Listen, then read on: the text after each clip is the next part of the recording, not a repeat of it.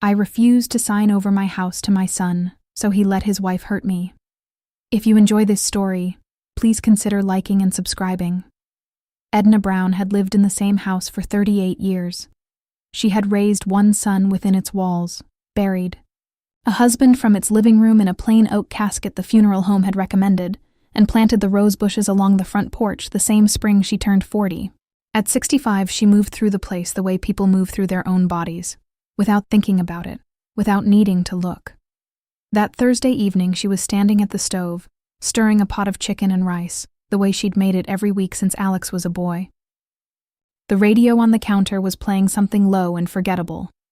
Outside, the light was just beginning to turn gold, the way it did in early autumn, and Edna was thinking about nothing in particular, whether she had enough butter for the rolls, whether she should call her sister on Sunday. When she heard the front door open without a knock, she knew the sound of that door. She'd oiled its hinges herself 2 winters ago, and she knew, before she even turned around, who it was. "Mom, we need to talk." Alex stood in the kitchen doorway with his wife Carly, a half step behind him, arms crossed, chin lifted in that way she had of looking at a room like she was pricing it. Edna set down her wooden spoon. "Talk about what? You're just in time for dinner, if you want to stay." Alex didn't sit. He didn't take off his jacket. He glanced around the kitchen, the same kitchen he'd eaten breakfast in every morning of his childhood, like he was seeing it through a stranger's eyes, adding up square footage. "We've decided," he said, "that we need this house. We deserve it more than you do." For a moment, Edna thought she'd misheard him. She actually laughed, a short, disbelieving sound, because there was no other way to respond to something so absurd coming out of her own son's mouth. "Excuse me?" "You don't need all this space," Carly said, stepping forward. "It's just you here. Alex and I are trying to start a family. This house has 4 bedrooms. You use one." "This is my house," Edna said, and she heard her own voice go, hard in a way it rarely did. "I paid for it. Your father and I paid for it together for 30 years. It is not up for discussion." She had noticed over the past 2 months that they'd been coming around more. Sunday visits that used to happen twice a year had become weekly. Carly had taken to wandering into rooms mid-conversation, running a hand along the crown molding, commenting on how much the place could be worth if someone actually invested in it. Alex had asked more than once whether Edna had ever thought about downsizing. She'd brushed it off as concern. She understood now it had been reconnaissance. "You don't get it," Alex said, and his voice had an edge to it she didn't recognize, something she hadn't heard since he was a teenager slamming doors. "We've already talked to a lawyer. We just need you to sign." "I'm not signing anything," Edna said, "and I want you to leave, both of you." What happened next took less than 4 seconds, though Edna would spend the rest of her life reliving it in far greater detail than that. She turned back toward the stove, meaning to turn off the burner, meaning to end the conversation the only way she knew how, by simply refusing to keep having it. She heard a step behind her. She heard Carly's voice, low, almost calm. "She's not going to listen to reason." And then the pan was in Carly's hand, the same cast-iron skillet Edna had used to fry eggs that very morning, still faintly warm from dinner, and it came down against the side of her face with a sound Edna would never be able to fully describe to anyone afterward. Not a crack, not a slap, something in between, something that seemed to happen both to her skull and somewhere far outside it at the same time. The pain arrived a half-second behind the sound, and it arrived enormous. Edna's knees went first. She was on the kitchen floor before she understood she was falling, one hand pressed to her cheek, the linoleum cold against her hip, the smell of chicken and rice suddenly sickening. Through the ringing in her ear, she heard Carly's voice, flat and unbothered, as if commenting on the weather. "We'll come back with the papers. You'll feel differently tomorrow." She heard the door close.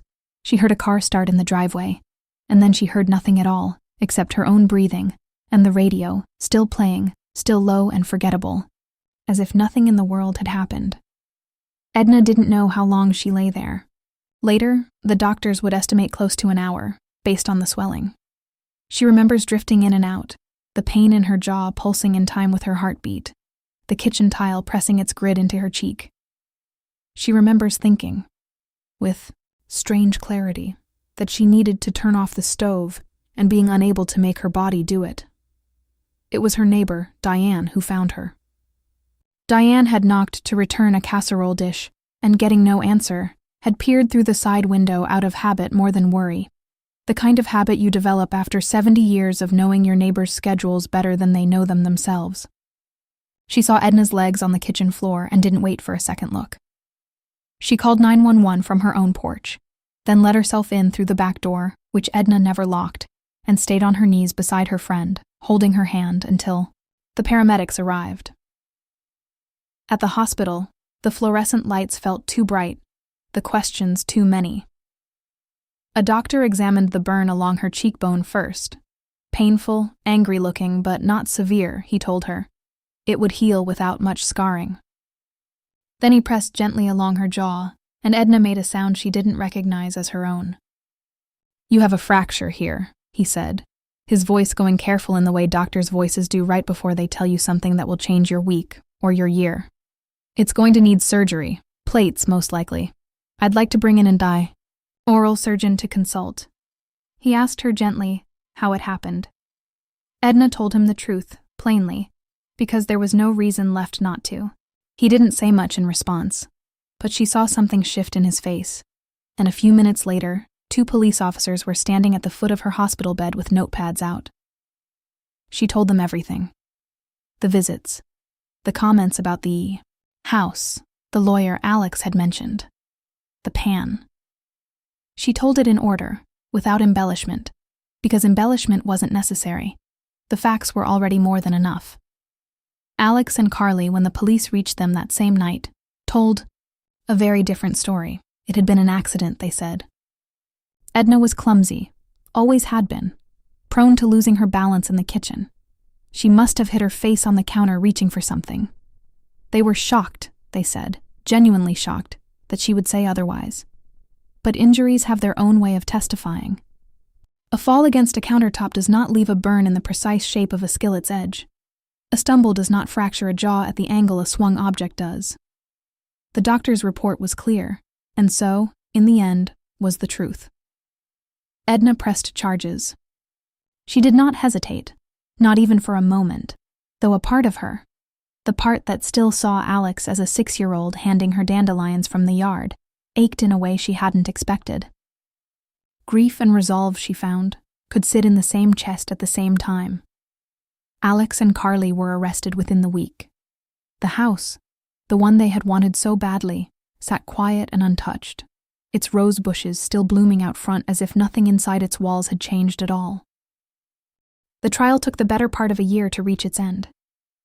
Edna sat through all of it, the jury selection, the testimony, the long recesses in hard plastic chairs outside the courtroom, sipping bad coffee from a machine down the hall. She watched Carly's lawyer argue that this had been a domestic disagreement blown out of proportion. She watched Alex avoid her eyes from across the room, the same way he had as a boy caught in a lie he knew he couldn't talk his way out of. The surgery on her jaw had gone well enough. She could chew again, mostly.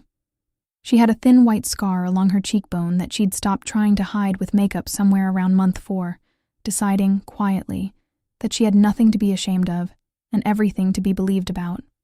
On the final day of the trial, before sentencing, the judge turned to Edna and asked if there was anything she wanted to say. There was. She stood, and she did not shake. She looked at her son, really looked at him, for what she understood might be the last time in either of their lives, and she said what she needed to say plainly, the way she'd told the officers the truth in that hospital bed, without decoration, because none was needed. She told him that she had loved him since the day he was born, and that she had loved him through every difficult year after, and that none of that changed what he had let happen to her in her own kitchen. She told him she never wanted to see him again, and she looked at Carly, only briefly, and said she hoped she never had to look at her again as long as she lived. The judge sentenced them each to 2 years in prison, along with a lifetime restraining order barring them both from any contact with her. and from ever coming within 500 feet of the house on Maple Street. Edna walked out of that courtroom into ordinary autumn sunlight, and for the first time in almost a year, she noticed it. Really noticed it. The way you notice weather after you've been sick for a long time. She went home. She fed her cat. She put the kettle on. And that evening, for the first time since it happened, she stood at her own stove without flinching, made herself dinner in her own kitchen, in her own house, and ate it slowly, at her own table, in the quiet she had fought so hard to keep. Justice in the end had been served. But peace, Edna found, was something she'd have to build back for herself, one ordinary evening at a time, and she intended to.